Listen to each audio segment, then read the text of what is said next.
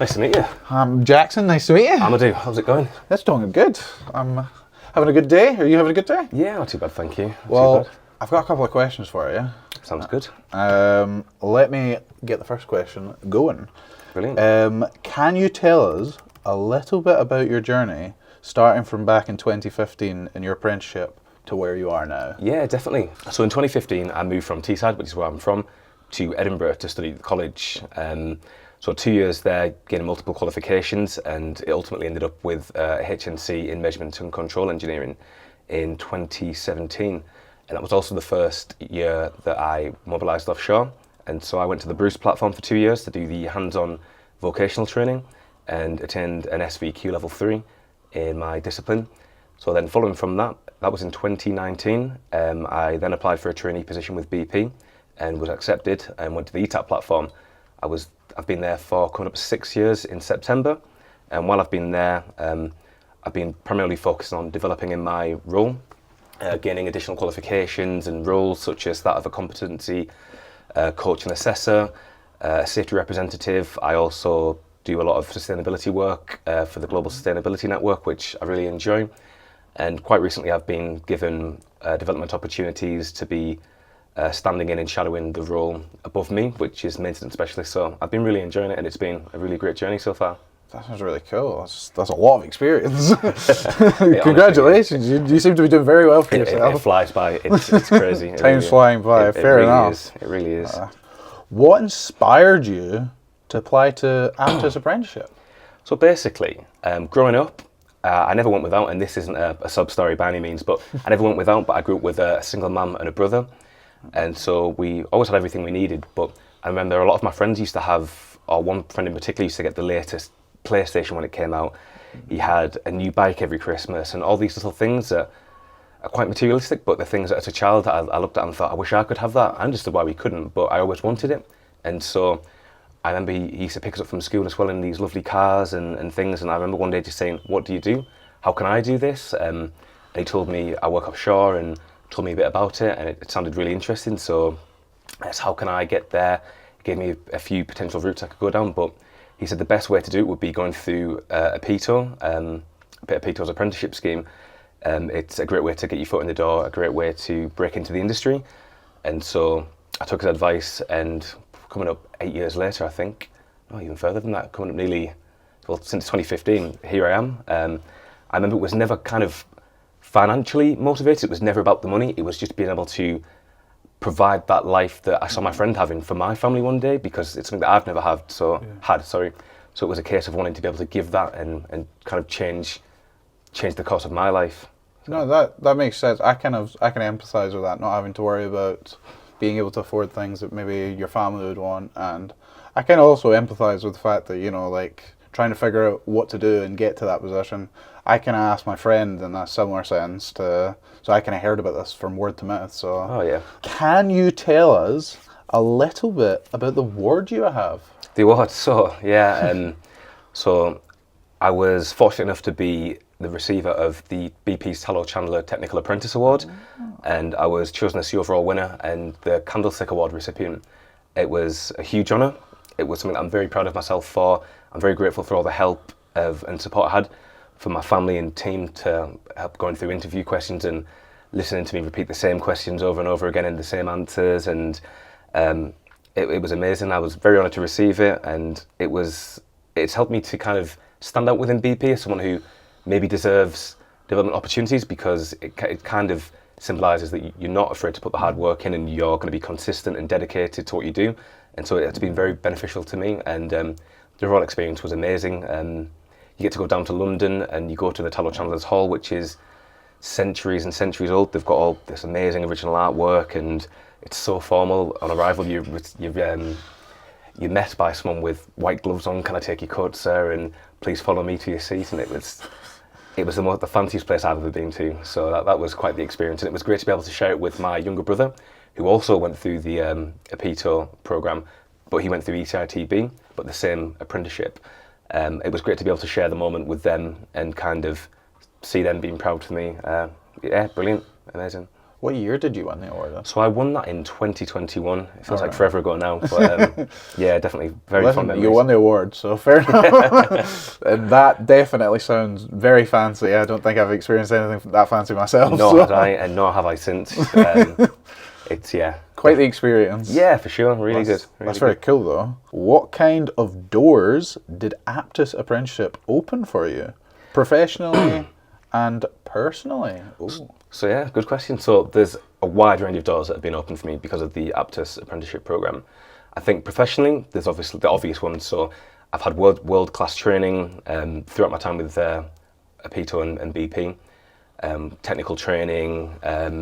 So I think personal ones as well. So I've been able to buy my first house at 25, which I think's an amazing achievement, and again something that I would never have been able to do without APTUS, APTO and BP. And again, without sounding cliche, I think the friendships that I've made along the way have been like absolutely phenomenal. I've met friends that I'll be in touch with for the rest of my life. I've been to weddings, met the children. We've watched each other grow up, you know. So we've came as apprentices, and we're grown-ups now, you know, all having families and grown-up life. So it's really good to kind of stay in touch and see everything progress. That's so cool. That's like I'm a little bit envious. That sounds It'll come. Just think maybe 5 years it'll be the other way around. You'll be sat here interviewing someone, well, being interviewed. So Now, listen, I can only hope. That sounds literally amazing. Like, sounds like you've got everything going for you right now, which is perfect because you've worked hard for it. yeah, definitely. That's it. It's if you put hard work in, you know, it's great to see the results coming back. You know, because it's easy to kind of try and coast through things, but if you put the hard work in and with the right opportunity, definitely you aim for the stars. Mm-hmm. That's amazing, honestly. What's one opportunity you've had through your apprenticeship you never expected? So one that jumped out straight away was being a part of BP and the Purpose Coalition's joint, should we say, venture.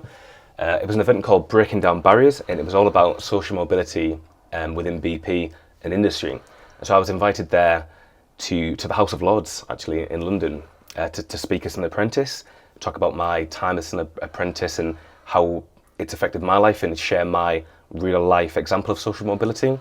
And again, without sounding cliche, I was raised by a single mum in a economically struggling town in the northeast of England.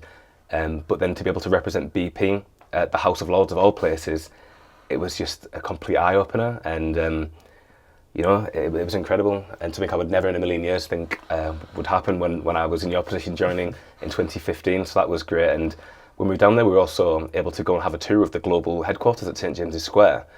And there when we were there, we met the CEO at the time, or the executive leadership team. So that was incredible, you know, it was just very surreal thinking, not long ago, I was living in Edinburgh at college, and then all of a sudden I'm now meeting the CEO of the company and the executive management team. It was crazy. It was a surreal experience. Yeah, definitely. It was really good though, really good. And to be able to share your story and again try and inspire people to follow in your footsteps and advocate for apprenticeships, social mobility, it was amazing, you know, and to be given the opportunity, I'm very grateful for. Would you kind of describe yourselves as someone that likes to go for opportunities just when you get them? Yeah, definitely. I think I'll take every opportunity that gets thrown at me. Not particularly because I'm looking for something in return, but I think it's just a good experience, you know. I think a lot of things you would never end up doing, like I would never have said that would be on in my future, but the opportunity came. It was a bit daunting, but you got to take it, you know. Why not? I can empathise with that. I feel like when you get opportunities, it's always good to grasp them, and even if they can just be anything, like anything at all, it's always fun. It's new experiences, isn't it? Definitely, and a lot of the time, it's like I said, it's things that you would never kind of instinctively go for. It's just circumstance, and you know, I think some of the best ones because you're out your comfort zone, you learn more, you meet new people, so it's really good, definitely. Yeah. You have been involved in social mobility work. Oh. Why is that important in the content of apprenticeships? So I think for me this was an obvious answer. So apprenticeships provide a direct pathway to stable and rewarding employment and careers for everyone, regardless of their background, socio-economic status, and everything like that, which in terms helps to drive positive and like actual change in communities and local areas, because if the people there are getting better jobs and earning more money and having stable careers, then that then reflects the area, because the area can then develop, you know, because people having good jobs and then taking that money back to where they're from then helps an area to develop and everything that comes along with that. So I think it's quite an obvious link between apprenticeships and social mobility for me. I think especially because a lot of apprentices, not all, a lot of apprentices are young people, and so I think it sets them off on a good trajectory for the rest of their working life, so that throughout the life they're not going to be out of work, they're not going to be looking for other jobs, they're going to be able to focus and progress within their company and hope for a good, rewarding career. Yeah, no, I can agree with that. That sounds good to me. How can apprenticeships help level the playing field for people from diverse backgrounds? So again, a really good question. And I think that the way it does this, because apprenticeships remove traditional barriers, things such as lack of funding for university, lack of connections, social status. Apprenticeships look at everyone as who they are rather than where they're from, what the thing. So I think they offer a route into employment based on potential, not privilege. Everyone gets the same opportunity no matter where they're from, what they've done, where they're going to go, which I think is the best way to do it, because you're giving the opportunities to the people that deserve them, not the people that should have them because of these traditional barriers, such as you can't afford to go to university and get a degree. Why should you be held back because of something that's not your fault? It's not, if you ask me, that's not fair, and that's why apprenticeships are so good, because they make it nice and even for everyone, and so everyone has the same opportunity, and you don't have to worry about these traditional issues, and you can just focus on trying to be the best you can be. Yeah, no, I agree with that. My mum was always telling me when I was younger that she wanted me to go through an apprenticeship because it would be the best way for me to find work, and also I wouldn't have to worry about student loans and different things like that, which I think also come into a factor, obviously. Yeah, because if someone from a household that doesn't earn much of an income, then yes, it's going to be difficult for them to eventually have to pay off student loans. Definitely. Sounds like your mother's a very clever woman. You should make sure you listen to her. Yes, I try to. Why do you feel diversity is important? So I feel that straight off, in the energy industry serves everyone, so it makes sense that everyone has a vested interest in it, you know, to be able to make their mark in it. And I think diversity helps when you have a wide range of different people working together, coming from different backgrounds. They have different thought processes. They look at problems in a different way. So I think a diverse workforce has many benefits and provides a competitive edge to the company that has it for many ways. And again, if everyone thought the same way, you'd be tunneled into a particular way of thinking. Whereas when you have people that think differently, come from different areas, and actively challenge each other, you end up with the best ideas overall, rather than everyone thinking the same. Yeah, no, I agree. If you have a lot of people that are very similar, you are gonna end up tunnel vision with your ideas. Whereas a diverse workforce, it's going to give you a range of different experiences and different ideas. That's it. Which I think just results in the best thing, doesn't it? At the end of the day, it results in the best outcome. Definitely, I think it's interesting as well. If everyone was the same, it'd be quite boring, wouldn't it? Whereas it's great to have an eclectic mix of people, different ways of thinking, different beliefs. You know, it keeps it interesting. It's good. Yeah, it keeps it interesting for the day. I completely agree with you. All right, what does inclusion look like in the modern apprenticeship program? So to me, my vision of inclusion in a modern apprenticeship program is a wide and varied mix of people living, working, and having fun together. I think my view of that would be people from all over the country, different beliefs, different backgrounds, supporting each other through their apprenticeship journey, but just as importantly, having fun, because as much as it's meant to be challenging and a period of hard work, it's the start of your working life, so you need to be having fun, enjoying your time, supporting each other, and I think that's why apprenticeships are so good, because they've got the perfect mix of different people, hard work, and good fun. So, looking ahead, what excites you most about the future of the industry and the roles apprentices will play in it? So I think this one, for me, being a bit of a nerd, it jumps out straight away. So it's always been, for me, the technological advancements. So seeing the next kind of generation of, for me, instrumentation and control systems come through, and the role that will have in making the industry safer, greener, cleaner, more efficient, that really excites me. I think when you look back and you look at how technology and and equipment that we use in the industry has changed from the early days to where we are now.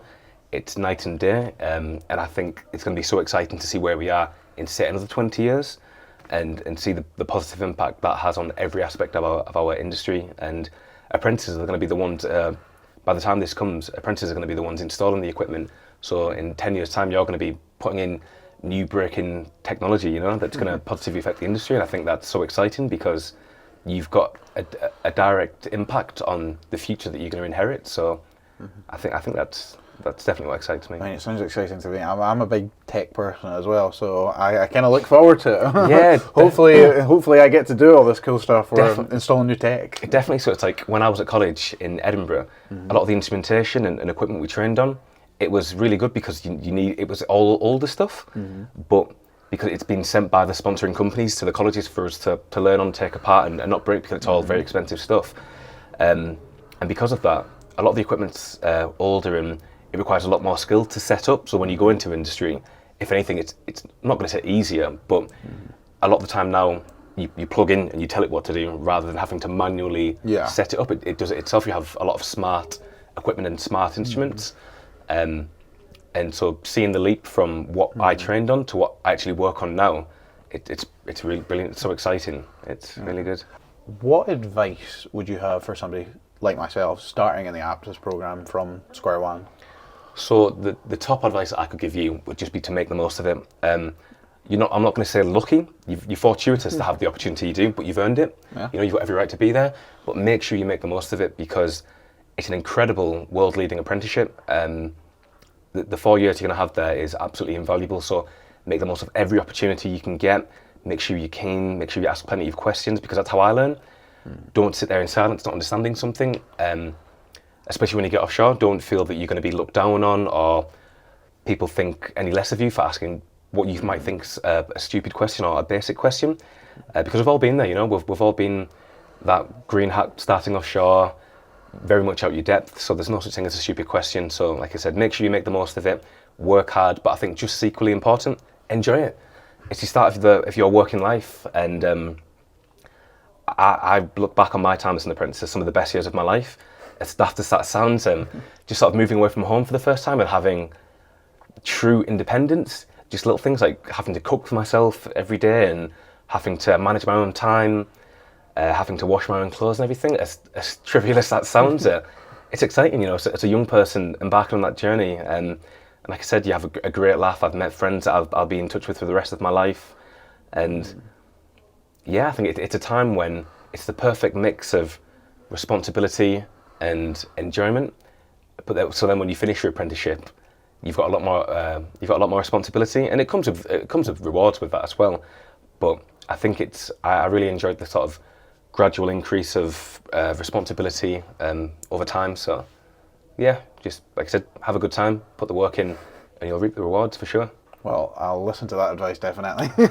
I'll come up with lots of silly questions and hope they have answers. Yeah, just don't ask me them. You were saying that your brother is coming into or has been, came into the industry. Would you say you inspired him to come into the industry? Definitely. So, I wouldn't say he's always looked up to me, but I think he definitely saw me embark on my apprenticeship journey, enjoying it, seeing me have tangible rewards from it, and so I think that made him think this could be a potential for me, and so he embarked on his apprenticeship journey, and he now actually he's left the North Sea, and that just goes to show how good this apprenticeship is. This apprenticeship has allowed him to leave the North Sea. He was working in continental Europe for a while, doing commissioning, and he's now moved and lives in Dubai. So you know, it's from a Pito to wherever you fancy. You know, it's a globally recognised qualification, and there's no boundary on where it can take you. You know, so.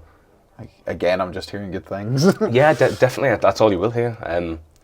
And I've never met anyone who's done it who's looked back and thought, you know what, that was a waste of my time, or I should have done something else.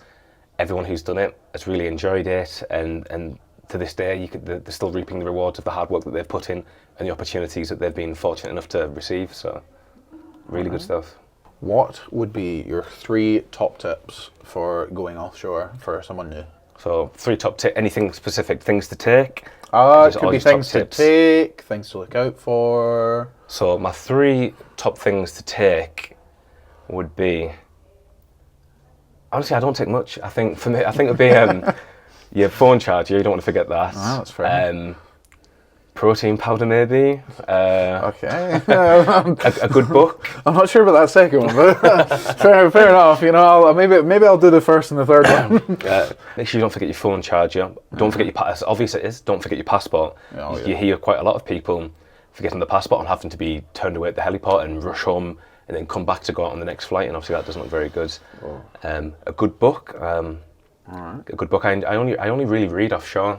So I'll take my Kindle with me and I'll take a few good books on there and have a read. Just helps me kind of like break away from your phone and wind down on the night to help me get to sleep. Some headphones, don't forget those because they'll be handy for when you're in your cabin and if you go into the gym or anything like that. Anything else? That's probably about it, to be fair. I normally just leave everything at work. Yeah. So I go to the same cabin every trip, so I just leave everything there. As long as I've got my phone, I'm happy, to be fair, yeah. Seeing the helicopter ride there and back, do you manage to get asleep there? Or Every no? time. Really? Yeah. My friends said the exact same thing. They said they don't find it too difficult to fall asleep on the helicopter. I think the first time maybe it's going to take a little bit to get used to, but then after that, I suppose I've been told there's a lot of tea offshore. A lot of so there's another thing I'd take. Biscuits. If you want to make friends, biscuits are the key to an offshore worker's heart. Thank you very much for your time. It's been Same to you. Thank you very much. I look forward to seeing your career develop and I'll keep an eye out for you.